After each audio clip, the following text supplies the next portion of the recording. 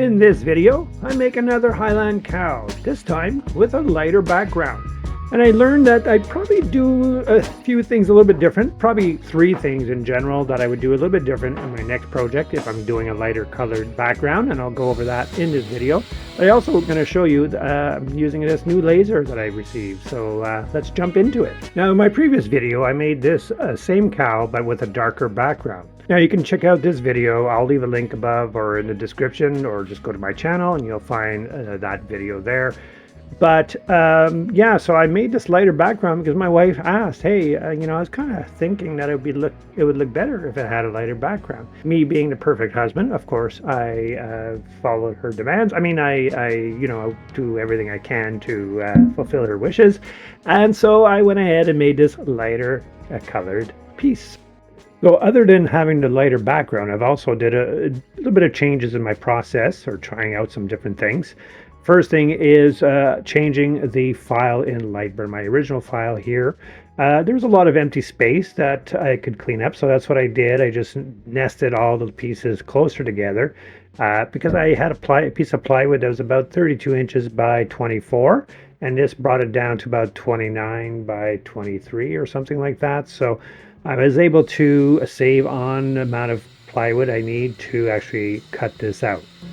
And to cut this out, I actually used my CO2 laser to cut out the pieces. I'll be getting to my other laser for another part of the process very soon. Once it's all cut in the laser, I bring it out to my workstation, which is on top of my table saw, and I just make sure I get all the little pieces out of here so that then I could stain the pieces and put them on my sort of temporary template, which is that cardboard that I already sort of engraved in my first project. So I already have that in place.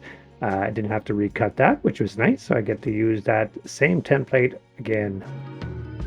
Now it's time for staining. So I'm just getting all my stains ready here and do some stirring. Some of them are quite old. You saw one that had an $8 price tag on there. That was from many years ago. As you well know, prices have gone up quite a bit by then, even when they're on special.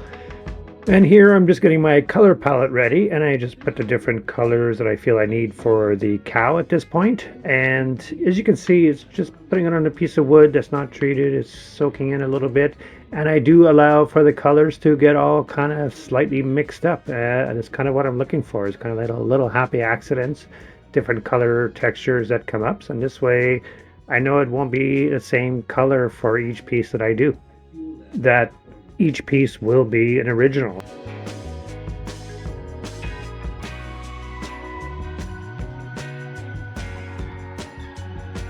And here I'm just staining one individual piece, and I just do one at a time, and I sort of just continue doing this for every piece. So I'll try and mix the colors a little bit, so some lighter areas, some lighter tones, some darker tones on each piece depending on where it's laid, and try to get some shadowing in as much as I can. And yeah, so I just repeat this many times for all those pieces, and so that's where the final product comes in. And then I have those whites and grays for the clouds and the horns and the nose for this cow. So once it's all done, then I'm going to be ready to get the backing ready. And to get the backing ready, I'm going to be doing some grooves in it so that it kind of looks like boards that have been glued together, because I'm just using plywood this time. Previous project actually used actual pine boards. This one I'm just using some aspen plywood that have knots. I just wanted to make it look a little bit more rustic by putting grooves in it. And I want those grooves to be a little bit more enhanced, so I'm going to put a little bit of spray paint over the grooves and then sand off the excess, and then we'll be ready to put it in laser so I can engrave the template of where I need to put the pieces. Now, usually I use the CO2 laser to engrave the backing, but I thought I would use this laser that I have on my CNC. Now, if you follow my other channel called Dusty Workbench, just to be fully transparent, the company Op Lasers gave me this laser to try out on my CNC, my long mill CNC machine, and I was able to give it a first try. I have a video of that on my other channel. I'll leave a link in the description once again if you're interested in seeing that.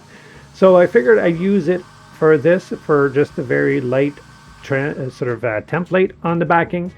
And the nice thing about this is that it's much easier for the pass-through, because I don't have, with the CO2 laser, it's not set up the best. I'd have to pull it off the wall and have the plywood stick out or in the front or in the back. Whereas here it's much easier to have the plywood sort of sticking out. I only need to engrave for the cow, and so that's what I'm doing here. Now I'll show you soon. I thought I had it strong enough. It looked like it was strong enough. I didn't want to have it too dark that it would show up if I don't have the lines perfectly aligned. I didn't want it to show all that because it is a very light backing, and I've never done it that way. So, but all in all, it did work out quite well in that, especially in the dark areas. You'll see. So this laser does, did its job. I set it so that it wouldn't be too dark. Definitely could be much darker than this. And the company Opt Laser actually has another laser that's much stronger than this. I would love to have that one because it would really be able to cut through like 3/4 inch plywood. This one is a lighter laser. It does well for engraving and cutting through thin material, but here I just needed to engrave. And I'll show you here. You can see quite well where it is dark, but the lighter areas, it was a bit hard to see. I should have maybe put it a little bit stronger for the lighter areas, because in the end I wasn't able to use this to when I had it on top of my workstation. Even with my glasses, my eyesight's not the best anymore. I'm getting a bit up there, so I ended up having used a cutout to sort of guide me on where to glue the pieces. So that's what I'm doing here. It worked out quite well. Again, the main thing was for the cow itself, the horns and the clouds and the grass. I was able to figure out just by eyeballing it, and I could have done it without the back template either. Could have figured it out, but it just makes the job a whole lot faster when you can see right away which piece goes where. You don't get mixed up and lost trying to figure it out. The only downfall is, of course, I had to leave it in there for a little while to make sure that the glue sets before I pull it off, because it'd probably take the pieces all off. And in doing so, all those little pieces of wood ended up getting stuck in there, and I spent at least a half hour trying to get them out. But all in all, in the end, here's what we have. So let me go over the 3 things I would do different next time I want to do a light background. First thing is, I don't really like the lighter color behind the cow itself. Would love it to have it a darker color. Here you can sort of see it doesn't have as much contrast as I would like. So I'd probably have to cut another like 1/8 of an inch plywood, the shape of the cow, and put that underneath, stain it dark or black, and then glue those pieces on top of that cutout. And then the next thing I would do differently, of course, is to not use the cutout template as to figure out where to put the pieces, because of all those, once it was glued in, having to try and get all those pieces of wood out afterwards was a real pain. And definitely do not want to do that over, which brings me to my first thing. The next thing I do properly or differently is the engraving on the backing, just to ensure that the markings are actually visible. And then when I do glue it, that I just make sure that it's not showing on the edges. On the outside edges is the main area that I always have concern of seeing the lines, the engraving lines. So I just have to make sure that those those lines that when I glue is not showing. But those are the 3 things. So yeah, darker background if possible. Could also use epoxy, maybe drip it in between, but I'm concerned that it's going to be a real pain and be a real mess, because all the lines are open on the edges, and that would be a real pain to try and figure out where to stop it and putting, caulking or something like that. So I'm going to stay away from that for this one. But yeah, I learned a few things, and but I do like the lighter background. It does give a different look. Of course, I still have to clear coat and put a frame on it, and of course, I'll probably put up in the in my post or on Reddit to show you the final results. Now, if you want to see more videos of this, of course, you probably already know what to do. Just subscribe to the channel. I would appreciate if you hit the like button if you found this video to be at least entertaining.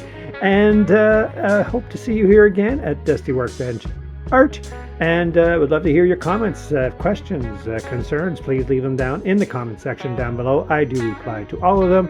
And I do hope to see you here again at Dusty Workbench Art. Take care.